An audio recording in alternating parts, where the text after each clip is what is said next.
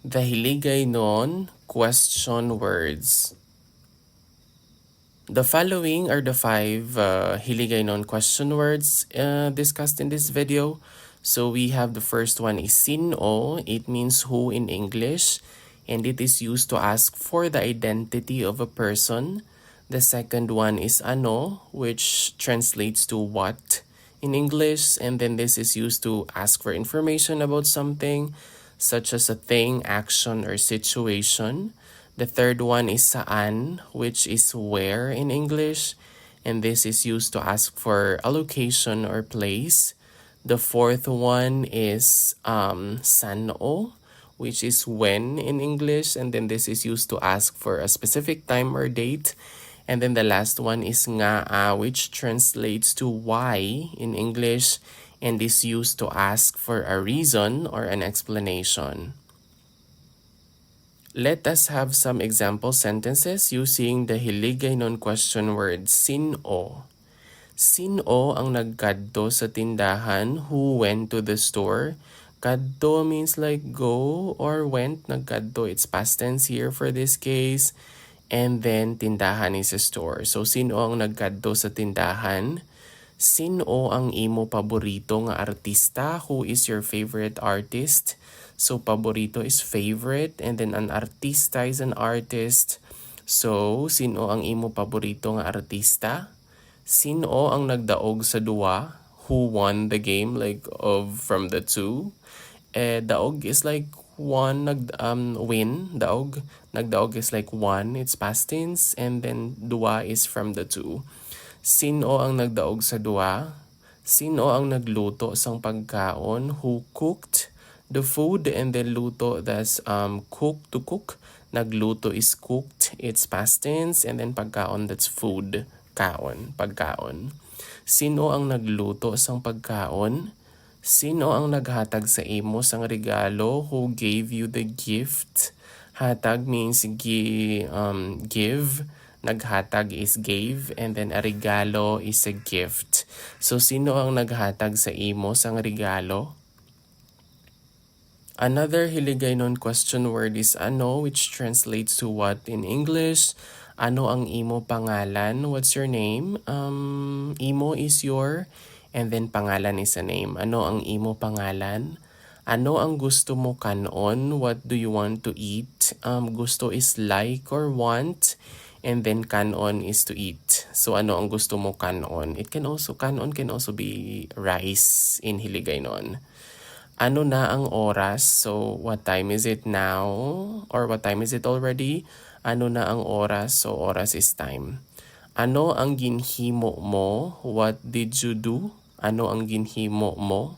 Himo is like do, or do. Ginhimo is like did. What did you do? Ano ang ginhimo mo?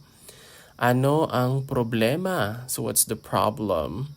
Problema is a problem. Ano ang problema? The third one is diin, which translates to where in English. Sa diin ka nagapuyo, where do you live? Diin is where, and then puyo means live, nagapuyo. Live, the root word is puyo. So sa diin ka nagapuyo, where do you live? Sa diin kita makadto. So where are we going? Kita is like both of us, all of us, both of us.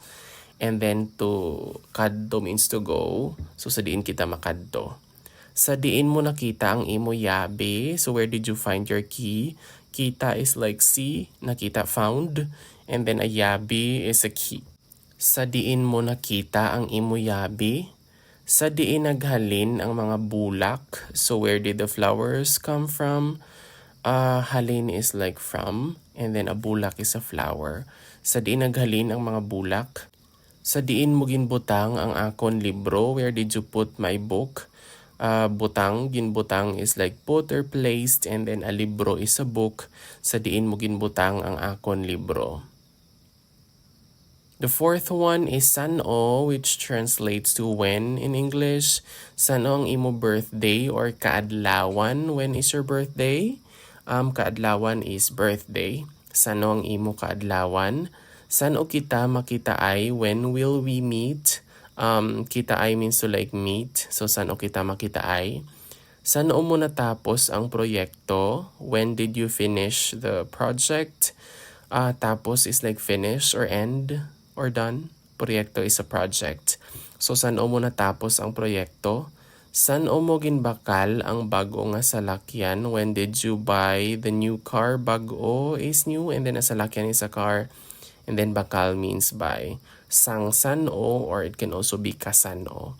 San mo gintanaw ang pelikula or kasan mo gintanaw ang pelikula? Or sangsan mo gintanaw ang pelikula? When did you see the movie? Tanaw means to like watch and then a pelikula is a movie. Sangsan mo gintanaw ang pelikula? And the last Hiligaynon question word that we have here is ngaa, which translates to why in English. Ngaa akig ka, why are you angry? Akig means angry. Ngaa akig ka.